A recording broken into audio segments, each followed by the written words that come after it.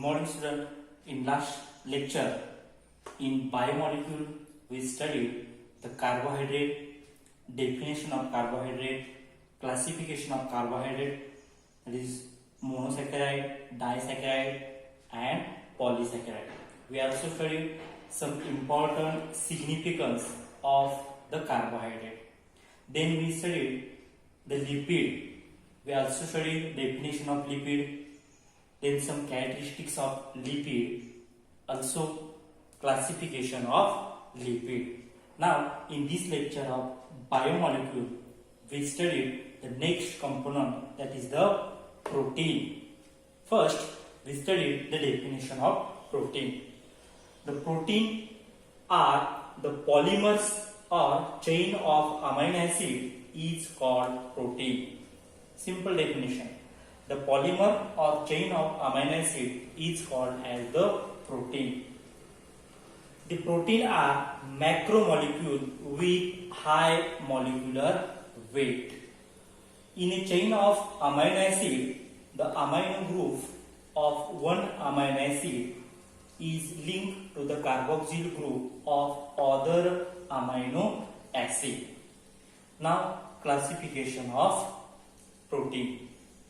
On the basis of structure, the protein are classified into three categories, that are simple protein, conjugated protein, and derived protein. These are the three categories of protein on the basis of their structure.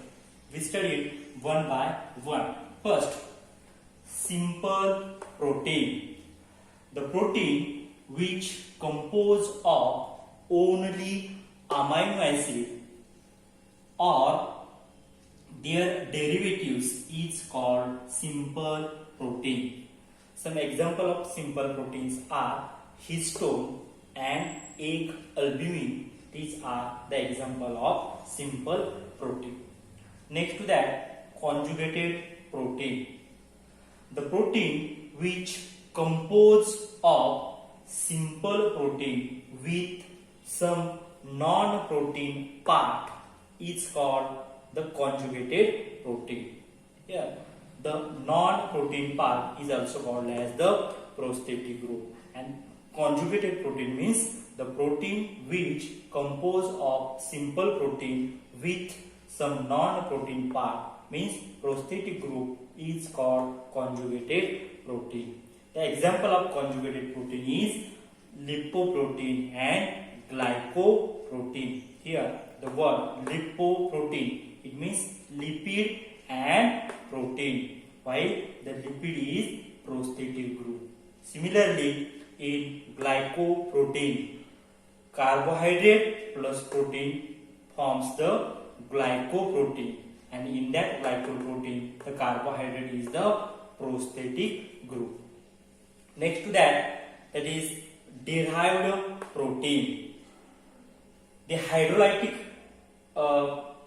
they are formed by hydrolysis of the derived protein are formed by hydrolysis of native protein molecule. The derived protein are not found in naturally. These are about the protein. Okay. Now, next to that is the nucleic acid. Nucleic acid. The nucleotide are the structural unit of nucleic acid.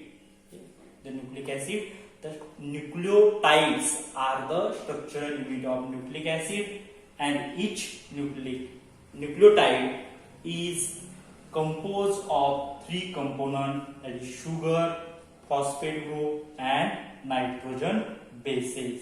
Again, the sugar present in nucleotide is pentose sugar called as deoxyribose sugar and ribose sugar. Depending upon that sugar, the nucleic acid is of two types, that is deoxyribonucleic acid and ribonucleic acid are the two types of nucleic acid. Also, the nitrogen bases present in nucleotide are purine and pyrimidines. These are the nitrogen bases present in the nucleic acid. Now, the deoxyribonucleic acid and ribose nucleic acid are the two types of nucleic acid. We studied one by one. First, the structure of deoxyribonucleic acid means the structure of DNA. We studied the structure of DNA and then we studied the structure of RNA. First, we studied the characteristics of some structure of DNA. Here, these are the diagram of DNA.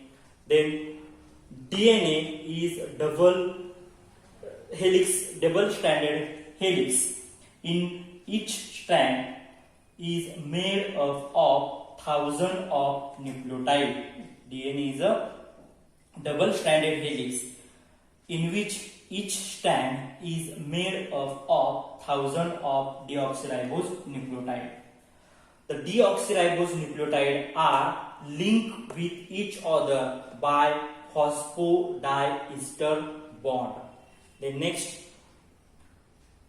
the two strands are these two strands are antiparallel, complementary to each other.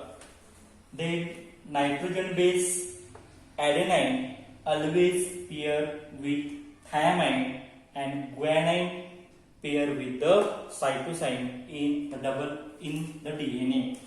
Then there are two hydrogen bond between adenine and thymine. Here, adenine and thymine. In between that, there are the two hydrogen bond. While in the guanine and cytosine, there are the triple hydrogen bonds. Also, this in a double helix structure of DNA, it has a 2 end, 3 prime end and 5 prime end. Similarly, 5 prime end and 3 prime end. Then the purine and pyrimidine ratio. The purine and pyrimidine ratio is 1:1, means number of purine is equal to the number of pyrimidine. These are about the structure of DNA. In the next lecture, we studied the structure of RNA. Next, structure of RNA. RNA means ribose nucleic acid. RNA is always single-stranded molecule. It may be straight or folded upon itself. In RNA, the nitrogen base thymine is replaced by uracil. Now, the type of RNA. There are three types of RNA: mRNA, rRNA, and tRNA.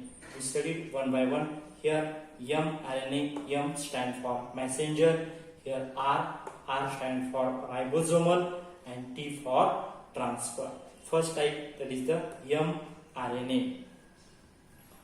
The mRNA or messenger RNA. The mRNA is linear molecule,